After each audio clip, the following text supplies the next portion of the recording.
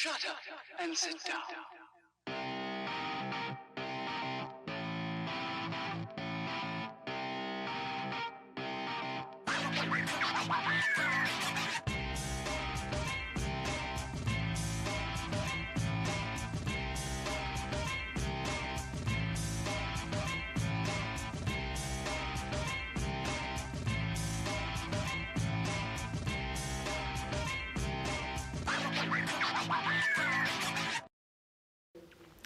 So I'm just going to ask you guys to tell me a little bit about yourselves and sort of what got you into the gaming industry. Yes, I work as a release manager for CI Games.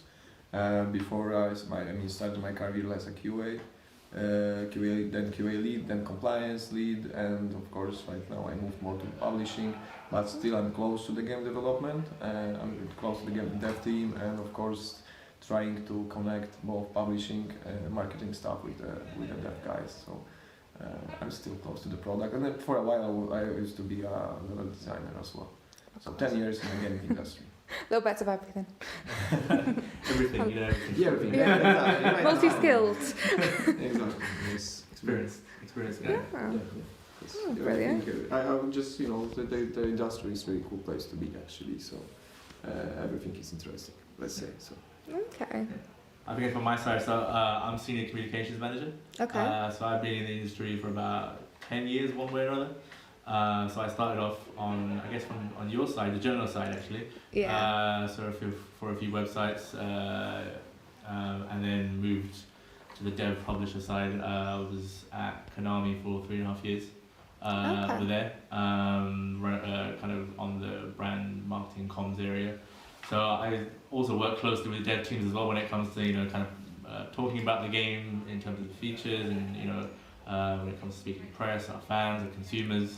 So yeah, it's as Carol said, the gaming industry it's a cool thing to be part of. It's busy, especially around these times when it comes to launch. Yeah, everyone's very tired, but we're all working towards one goal, like to release a good product, to make our fans happy, and to be successful and release more products in the future. So that's And get some sleep. Yeah, get some sleep eventually as well. Yeah. Long-awaited rest. Yeah, it's good. Yeah, but like I said, I've been part of the industry 10 years. I've been at CI Games now for 5 months. I joined in June. Okay. And it's been kind of all hands to the pump really since I joined. Really. Right into the deep end straight away. Yeah. Right in the deep end. Yeah, my second week was at E3 actually. Yeah, and that's where I met everyone actually. Yeah, so that was quite nice. But no, it's cool to be being part of Konami is kind of known as a bigger company. CI, if you're comparing, is probably a smaller company, but you get to be more involved in everything. You're very hands-on in terms of shaping the product, shaping the future of the company, etc. Working with these guys in Poland as well. So where we're based in our UK office, we have regular contact with whether it be dev team, whether it be release, whether it be marketing, everything. Everyone works together very hard towards one goal. It's good. So is it 2 offices that you've got that are working on the game? So we've got our dev team are in Poland, so the game is mainly made in Poland. Okay. Carol could probably speak more to that side. We got some support from third-party companies and outsourcing ones, but of course it's like there's a smaller part. Of course, the core team is based in Poland. Of course, we got office in the UK, and we recently are thinking of launching the office in the Barcelona. But this is like. So we're expanding. We're expanding. We're expanding. We've got Sniper Ghost Warrior, but the CI Games also has Lords of the Fallen, which is another one of our big games. Yeah. And it's the industry everyone has other projects in mind and not on the horizon, which we can't talk about. But yeah. Like DLCs and things like that, you mean, or? Doing like DLCs for the game, or do you mean future games as well? No, just future. Whether it could be post-launch content, it could be new titles, it could be there's always stuff on the horizon.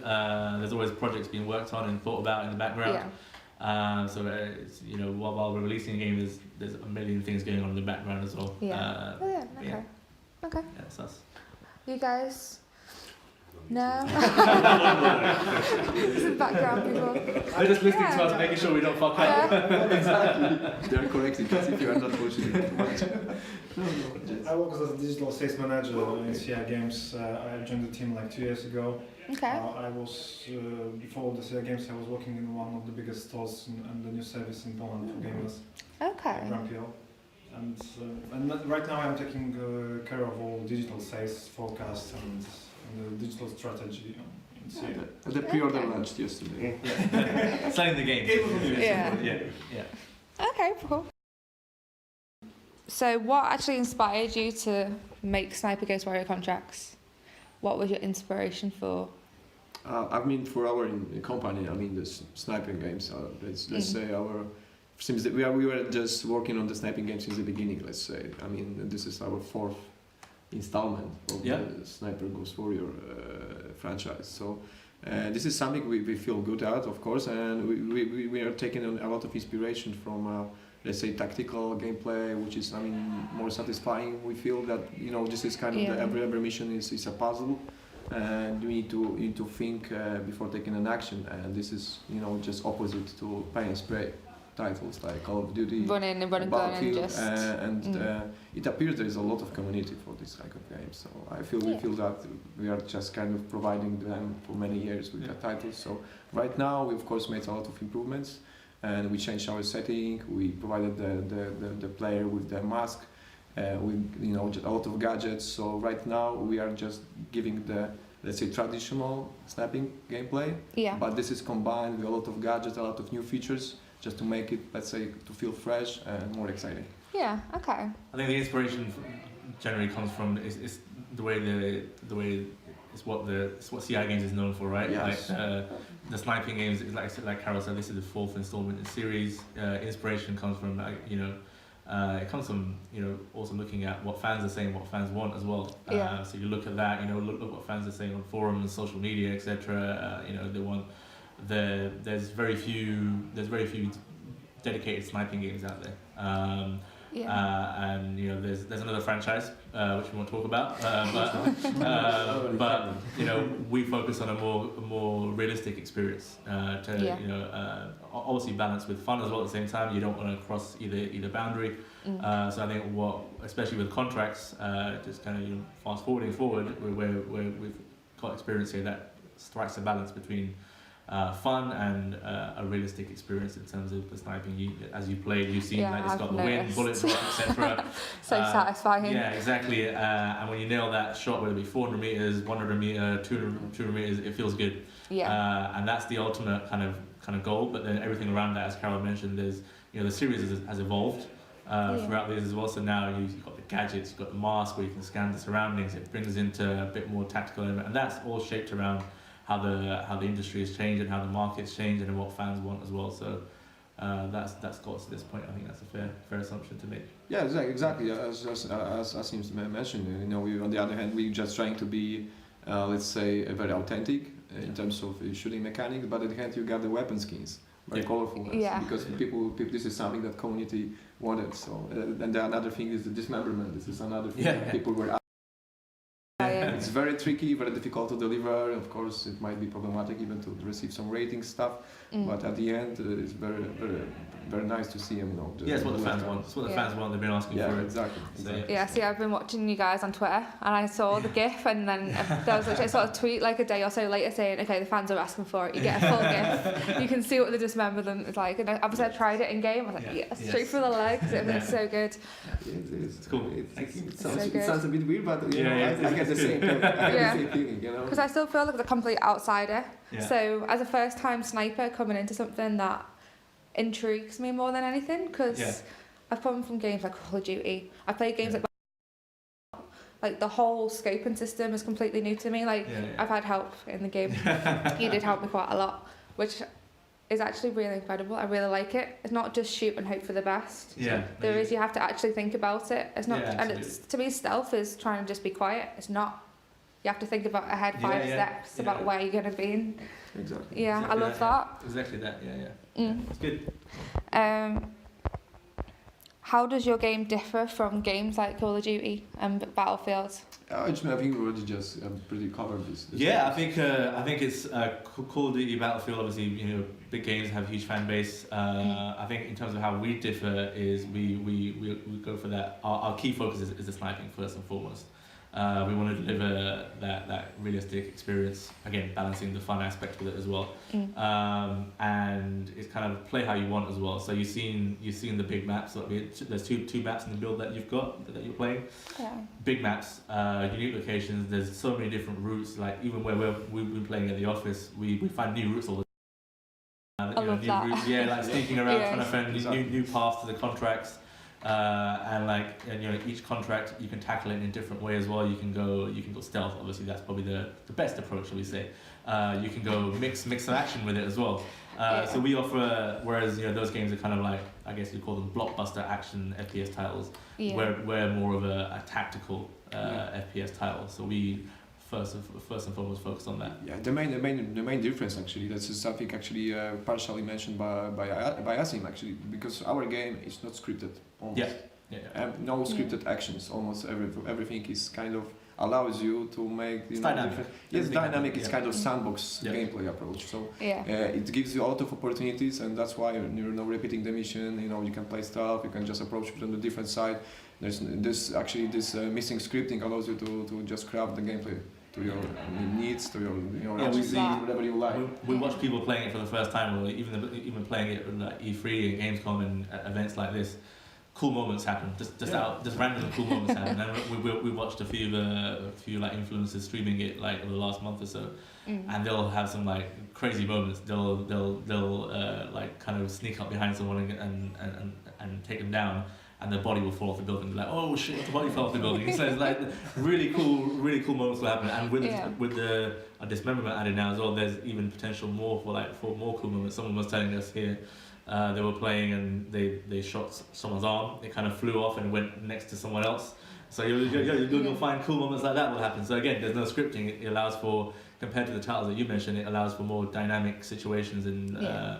More, I guess, randomness as well at the same time. Yeah. I love that because obviously as a developer, you said in your last question that you were still learning. You're still learning different things that you didn't know. Yeah, exactly. That says so much for a developer to still be learning about their game. Yeah, just to see people playing it and finding new ways of tackling situations, which is cool to see. It's of course a challenge for the level designer and game designer to just to provide you with the environment that will be leading you to the certain location, and to play with the environment stuff. Just some small props, saying something. Every object should have its story, and you are trying to do that because at the end you need to find a way to kill the target, and it's a very challenging for the game designers and level designers to provide that in the final game. But I think we've got a good situation going on here. Yeah, definitely. What are the big issues that you've come across in developing your game? I mean, I mentioned Carol, I think. It's significant. I mean, there is significant, and there is a lot of issues. Of course, recently the dismemberment, of course, is an issue with some rating agencies. So this is very sensitive content. I mean, to show, let's say, for the German region. On the other hand, maybe some. Let's say this, maybe explaining the game mechanics. This is something you actually happened to you because you didn't understand the mechanic for so I pressed a button to do something. I didn't know exactly what it was doing. I couldn't physically see. I didn't say this is what it's doing. Yeah, I think maybe that's in terms of the biggest challenge being, I guess, the people to kind of understand the mechanic. But I think when you do understand it, you're like, there's a light bulb moment. It clicks. Yeah, that's exactly what happened. It clicks. And in terms of development, I don't know, just speaking generally, like in development, there's highs and lows throughout it. There'll be. As you say, we've added dismemberment in recently. That's a challenge in itself. Bringing that's a whole new mechanic you're bringing in, a feature into the game. So it has to balance with what's already in the game, in terms of working with everything. So somehow the dev team have managed it. It's been a challenging process probably, but every time you add something new or to the game, or just in general, just keep things ticking along and working like clockwork. One piece fitting into another is always tough, but that's game development. Exactly. Of course, just making this level, the critical paths clear to the final user. This is another challenge we were facing during the development process. But this is, I mean, the usual stuff. Let's say for the dev studios. But at the end, we feel that we just get rid of. Yeah, I think the best reaction is to see when people get hands-on with it, exactly. and play it and do videos or play at events, and we see good previews, etc. That's reward for the challenges. Well, is it an option to turn off the dismemberment? You're saying if it's one of your problems, is there an option to turn it off? We don't have this option, but we can. No. Because it's possible. Of course, this is something we need to consider maybe. Yeah, potentially. I mean, we'll look at feedback from. I think fan feedback so far has been we just want it in. It is really cool. And if there's enough feedback from fans or players that say, potentially might be an option to turn it off. Yeah. And I don't think it's been it's a problem now. It's in. No. It's just I guess when you're trying to get that sort of mechanic in, it's challenging to kind of fit it in. Once you've got it in, you want to keep it. It's working fantastically well for us, and everyone's liking it so far. Exactly. It's good. And it will be even better. Release date. Yeah, we've still got time until release. For small fixes and make it just look it perfect. Keep it polished. Polished. Exactly. Yeah, I like it. Gotta go to polishing. How did you guarantee that the game was going to be as realistic as you wanted, kind of thing? I know you've got an idea of how you want it to feel real, but then you said you want it to be fun as well. So how did you sort of get from A to B to make it to be as fun but realistic as possible? That comes through like playtesting, right? Like the guys will create stuff, and obviously we'll get people in secretly, and they'll play it. They'll give you feedback. Internally, everyone will play it, give feedback as well. Because it's always, you don't want something to be super realistic, and you could go to the minute detail of any game you're trying to simulate, any action you're trying to simulate, and it just could be boring or tedious. So you need to balance it. At the end of the day, it's a game. It's supposed to be a form of entertainment. It's supposed to be fun. Yeah. So to balance the realism, like you could have like a scope. You could turn. You can do all the stuff with a sniper. There's so much stuff you could do to make it super ultra realistic. But then you need to find that balance, and you get that through internal playtests and feedback, etc. But I think we've reached that point. I don't know if you I totally agree. I mean, we did a lot of playtesting of our game. When we were on the E3 or the Gamescom, we were paid really much attention to people playing our game, and we followed the feedback. We heard this feedback, and there's a lot of changes in our game. I mean, which we presented on the E3, comparing to this it's one. different, even this first tutorial, the shooting range. Kind of that explains all this stuff that we actually did was a feedback from the people. We got feedback actually.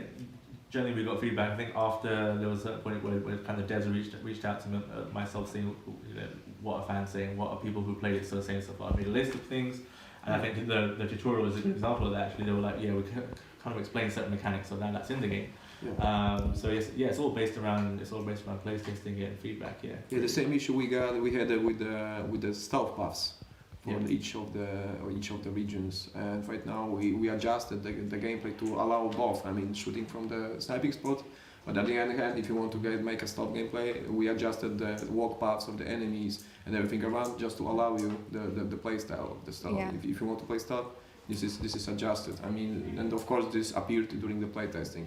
I mean, this is regular process, but of course we pay much attention to that. And of course, after the release, probably will be still. I mean, there'll still be feedback. If we hear something, the issues, because it's always, that will be probably found by players after the release, and of course we need to react to that. And just accordingly, just make some fixes probably and adjust something to. I think going back to how the feedback evolved, like you said, E3, the sniping mechanic we have now wasn't in during the E3 build, so it was just like a general kind of red dot site. But then we again feedback taken on board. People were like, we want it kind of more realistic, which is where the wind elevation, the bullet drop, the line came in, and then once that was implemented, that was first shown off at Gamescom. People loved it.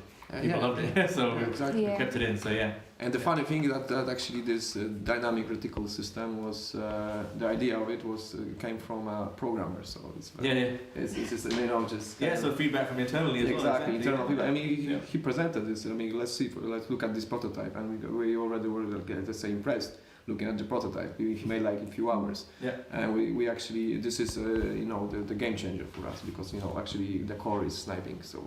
Yeah. Everything is around this mechanic right now, and it looks promising. And I think there's a lot of potential to, adjusting and tweaking this mechanic in the future. So, especially that we got a mask, so we can make some futuristic stuff. Yeah, it's a lot of potential. Lots of scope. Well, the cinematics definitely add to that, to your feeling of realism and then fun. If there's cinematic, you get that satisfaction. The slow-mo shots, If you haven't got the satisfaction, there's no point. Yeah, absolutely. In any game. And again, kind of the like you mentioned, the slow-mo stuff is really satisfying when you nail that shot. You just sit back and you're like, nailed it. Warm inside. And also, and also with the dismemberment now, even if you don't get that slow-mo shot, you've got the satisfaction of like the leg cutting off, the arm cutting off, or the head exploding. There's enough blood to go. So that looks good to me. So you've got kind of a reward or some sort of feedback for the player either way. Yeah. Which is good. That definitely helps. It's good. That works. What advice would you give to other developers in any game from what you've learned? Is there anything that you've thought, no one's told me this, but... Planning is the key. Planning is key. And get sleep early on. Exactly. I mean, of course, sometimes it's really difficult because there are a lot of different factors that might, happen during the development cycle.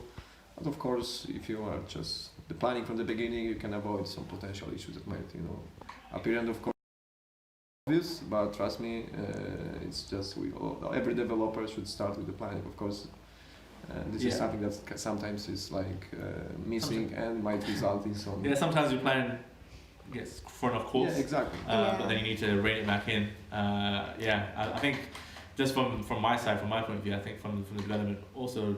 Listen to your fans. Listen what fans are saying. Yeah. At the end of the day, those are your consumers. At the end of the day, and those are the people who will champion your products. And if you listen to them and you have constant engagement and community, feedback, forums or from social media, etc. Just make sure you're listening. Balancing that with your vision as a developer, plus feedback from the fans. Kind of embracing that together. And I think that's what we have with contracts. After Sniper 3, there was lots of feedback, and this contract is based on the developer's vision plus the fan feedback. Yeah, I love that. Yeah. Gives people what they want. Yeah, that's what it's about. Okay, this is going to sound quite random now. What made you choose Siberia to set the game? This is because we wanted to actually show to people that Siberia is not only covered with snow, because actually there is a tundra, forest. And there is actually diversity of the environment, and I think that this is something that works for a sniping gameplay, because you can actually you are not bored because of the snow maps or something like that. So you feel that the environment is still is dynamic. So you still feel like engaged, by just being in the Siberia and discovering some, let's say, unknown lands for the people. This is cool, and from my perspective, in terms of visuals, there's a lot of nice landscapes with great vistas, so it was great from mountains and foresty areas as well, greenery. So I think people think Siberia, think snow. Okay, we do have some snow. We have one major snow map in the game, but the majority of them actually are during the daytime. There's kind of lush greenery. There's some nice forest areas as well. So it helps the immersion. Yeah, because people don't really know what Siberia looks like. Yeah, exactly. Yeah, so it's really cool. Right? It's really. I mean, it was cool for people actually on this setting, because from the art director and from the art and from the, let's say, artist perspective, it's always important to have something interesting to work on. Yeah, so pretty. It's it looks nice. It looks nice. Yeah, it looks nice. I think the actually in terms of art, the game's very strong. I mean, AAA quality for sure. Yeah. See, it sounds silly, but because obviously the wind and things in the game, that would then reflect in Siberia in a snowy landscape.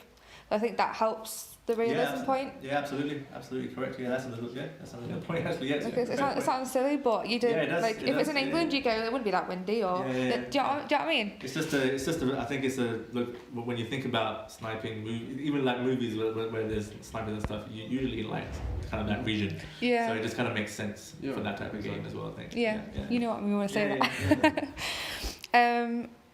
How do you think the game will feel from a first-time sniper player to a veteran of the game when they pick it up for the first time? So from someone like me who's never played a proper sniping game to someone that knows exactly what to expect. Yeah, I think for a new player, there probably is a slight learning curve. Yes. But I think we do have a tutorial in there. I think obviously you're seeing a bit of the tutorial here. There is a quite in-depth tutorial as well at the start of the game that kind of guides you through the mechanics.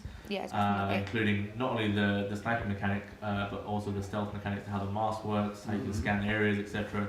So for new players, it's I guess it's a lot about discovering certain things, certain elements of the game. See, I noticed all of the bullets and things that interested me. I was like more encouraged to try what the other bullets did, like an EMP bullet I've never even heard of. It makes an EMP grenade. So I tried it out. Yeah, I think new players are probably more likely to not only discover obviously the mechanics, etc., but they're more likely to try new approaches. Whereas like veteran players probably are kind of maybe stuck in their ways, so they'll go for a certain approach. They'll be in tune with the series and what we've done in the past. But I think the difference will be, I guess, new players probably will be more likely to discover and take probably learning by mistakes. Yeah, exactly. Which is fine. We are kind of people say that we are kind of Dark Souls of shooters. So. Exactly. People just to die, let's say 100 times to understand that its approach is not a good idea. So this is actually something, probably because I know that sometimes the beginners, let's say in the sniping games, trying to rush and skip the tutorial, which is not the best idea in terms of our game. I think this is actually good because you can stay a bit longer in the shooting range. I mean, try different style. Yeah, I think outside the box a bit. Different shooting options. So. This is actually place for actually making some exercises, let's say, before making a serious action into gameplay. Yeah. So I noticed that because obviously as a first time player, I spent a lot more time in a tutorial. Usually we want to either skip it or play it for a few minutes and go, okay, I know it now, and then skip it. But I thought, no, I need to actually figure out what I'm doing. Yeah, I think also in the full game, the tutorial is kind of woven into the missions as well, so you'll before you kind of go into the first map, it's woven in quite nicely, so it teaches you the main things you need to know before you're thrust in. There will be an extension, let's say, to the tutorial, and let's say more of tutorial, let's say in-game tutorial, based on the true enemy, I mean real enemies, instead of just shooting at some dummies. I get that, This, the stuff in this story. It's for Merrick. This build it's more of a case of it's for this specific build, just to kind of teach you the main stuff. But in the game it's woven into the. It will be even easier to understand all the mechanics because there will be, let's say, the extension of the tutorial presented in the game. Yeah, see, I really, really agree with what you're saying. Yeah. Your goal is definitely to achieve the tutorial. Absolutely. You've done it great. Yeah. My last question, random one. If you were a drag queen, what would your name be? Drag queen, what my name would be? Drag queen. Your alter ego, on stage name. George Best. Kiki Le Fur. I don't know. Yeah, I like that. Kiki Le Fur. I'm gonna go with Kiki Le Fur. That's a good one. Yeah. Or Carol. What? Kiki what? I don't know. Kiki Le Fur. Kiki Le Fur. Kiki Le Fur. Yeah. It sounds like a good name. I'll stick with that. Yeah, I think that's a good one. I like that. Yeah. Is there anything else that you guys want to say? I don't know. Actually, it's different. I don't know. I think just where hope in terms of coverage you're providing. I guess people, you'll get to capture gameplay as well, etc. People hopefully see what we've been aiming for with contracts to deliver. I guess the what we're calling the ultimate sniping experience. Yeah. There are other games out there, but I think our focus is sniping, and there's obviously parts of there's stealth as well. There's also, I think, the stealth part maybe gets diluted a bit, but that's actually kind of a big part of the game as well. And there's not many stealth games out there these days. So I think we've got a nice balance of everything: sniping, stealth, and tactical approach. Yeah, it's really good. Yeah, Yeah. that's it. Brilliant.